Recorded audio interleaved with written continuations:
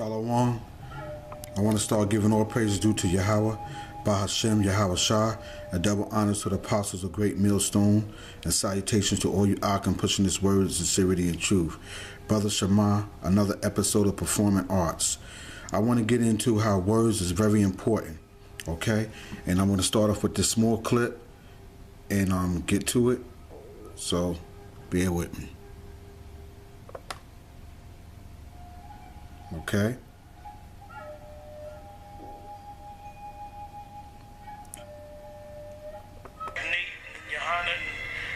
The rest of those clowns out there, you know, we go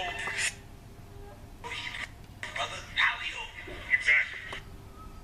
Israelites that, you know, claim they can. Don't let nobody try to be sick to go brother. You go to the Greek. If you notice, every doctrine has to go to the language. Exactly. They cannot ever explain their doctrine in English. Now they're going to the Paleo Hebrew, brother. Paleo. Exactly. Watch out for slick talking, bro.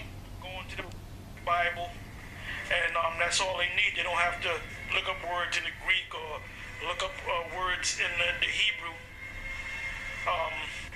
or go into outside sources. The scriptures say, "Watch as well as pray." But these are lazy Israelites. You know, guys like Nate and Johanna and the rest of those clowns out there. You know, we go thoroughly into the scriptures, okay? But anyway, I would like to read something from one of the books that we put out, The Mark of the Beast. Okay. To understand the mark, you have to understand what it is. You have to go through root words. You have to look up root words to get the full understanding of that, okay? So that's why a lot of camps don't understand about the RFID chip. They don't understand Revelations, you know what I'm saying, chapter 13, verse 15 down to 18. They don't understand that, okay? But just to give you a little small illustration, this is in the Apocrypha. This is called Ecclesiastics. This is the wisdom of Jesus, the son of Sirach, or Ecclesiasticus. It says, "Wherefore let me entreat you to read it with favor and attention, and to pardon us wherein we may seem to come short of some words, which we have labored to interpret. For the same things uttered in Hebrew and translated into another tongue have not the same force in them." Okay? So you have to, you see, when you go to the root words, you get the full understanding of the words. You know what I'm saying? You comprehend it better. You know what I'm saying? And you be able to preach it better, to explain it better. And then if you own those words, you'll be able to clarify it to teach someone else the words, because you own that word. But to order to own that word, you have to understand that word. Okay? Now, let me just give you this word. It's called logophobia. Logophobia. And that's what a lot of Israelite camps have. Look it up. Logophobia. And the definition for logophobia, it says the condition of having an abnormal, extreme, and persistent fear of words. Okay, here goes some of the breakdowns. Fear of words, fear of Greek words, fear of difficulty sounding words, fear of the word. It says in a Christian sense, fear of the spoken word, fear of abstractions, fear of truth, order, or any transcendent reality, fear of giving out one's name. Oh, that's a good one. What is the name? Yahweh. What is his son's name? Yahweh Shah. Read that again. Fear of giving out one's name. Who is the Most High's name? Once you get elevated and know the scriptures. At first you was calling him God. Then you was calling him his son Jesus. But now once you get into another elevation, a higher elevation, which we just read in Ecclesiastics, the son of Sirach, when you look at root words, especially in Hebrew, when you preach it and you teaching people, that word has power in it. It has not the same force in other languages. Okay? So that's how you come to learn of the Most High's name, where power dwells, which is Yahweh, and his son's name is Yahweh Shah. It says logophobia. Fear words, fear of Greek words, fear of difficulty sounding words, fear of language itself. Right, language. You have to know different languages and understanding to understand the scriptures better, to explain the scriptures better. So how could you understand what you're reading if you don't look up root words, if you don't look up the Latin and you don't look up the Hebrew? That's not slick talk. That's knowledge, wisdom, and understanding. That's bringing yourself to a higher elevation. You know what I'm saying? Of understanding for yourself, you know what I'm saying? And for others that would be woken up when you preach this gospel to them. First and foremost, the gospel to the elect out of Israel. Okay? Okay, so I wanted you to look up that word, logophobia. All right? Now, let's just go to Revelations. We're going to look up two scriptures. We're going to look up Leviticus 19:28 and Revelation 13:6. All right? Leviticus 19:28 and Revelation 13:6.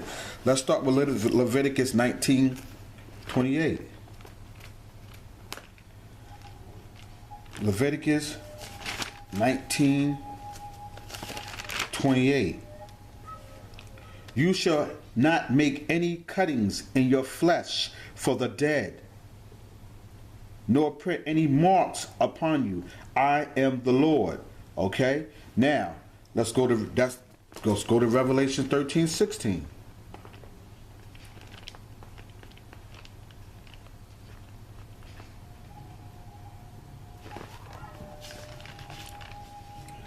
Revelations 13:16. And he calls all, both small and great, rich and poor, free and bond, to receive a mark in their right hand or in their foreheads. Okay? And we know that mark is charagma, right? So when you link up Leviticus 19:28 and Revelation 13:16, it goes hand in hand. You know what I'm saying? It goes hand in hand. Now Leviticus 19:28 is qua, meaning punching of one's flesh. Okay? So that's the same thing. And that's the same thing with Revelation 13:16, charagma. You know what I'm saying? It's going to be inserted in your skin. And this is going to be the hour of temptation, because people who want to take that's on social service, on any health benefits that's dependent on the government, they're going to fall victim to this. That's why in that day, it's going to show whether you either with Yahweh Bashem, Yahweh Shah, who you ignorantly call God and Jesus, or you with the system of things. Taking that mark, it means that you are part of that system. You know what I'm saying? So, that's that. So, I bring that out. I bring that out for one reason. You have to understand root words and meaning of words to get understanding. You know what I'm saying? That's a dummy. A dummy don't want to do the research on that. But if it brings facts and it brings to reality for you to understand what you're reading, wouldn't that make you wise? That's why I said seek out of the book. None of this will seek out of the book of the Lord.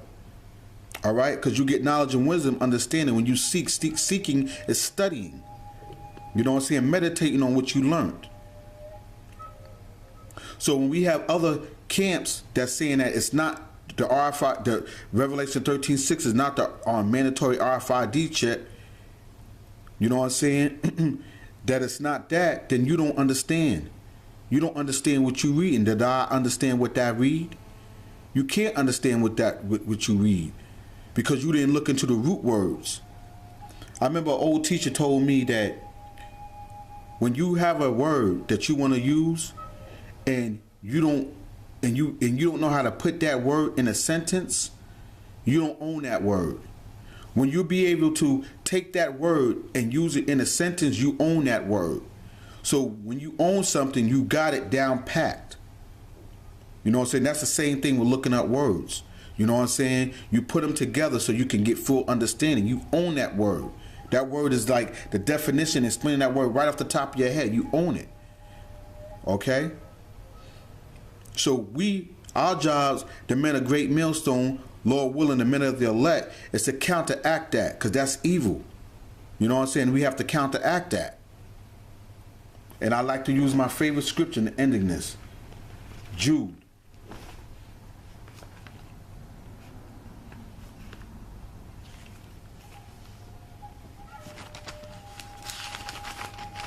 Jude, the introduction. The apostle of Jude. And this is what we have to do. We have to fight that. You know what I'm saying? To explain to the people that don't understand, because they get mixed up. They have to look for the research. You have to seek the Most High like you're seeking for treasure.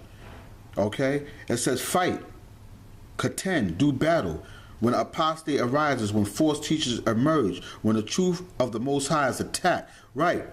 Because they say that you don't have to go into words. Watch out for slick guys like that. Nah, that's the truth. That's knowledge and wisdom and understanding. That's the true gospel to wake up our people, Lord willing, if they are the elect.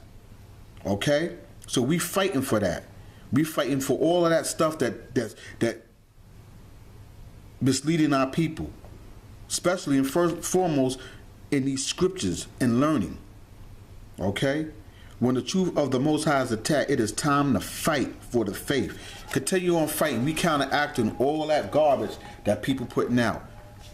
You know what I'm saying? And remember, everything that we go through is good and evil. That's a perfect balance. That's what life is, good and evil. It's a perfect balance. You know what I'm saying? So we have to fight and contend to counteract the evil. You know what I'm saying? Because there's more evil going out.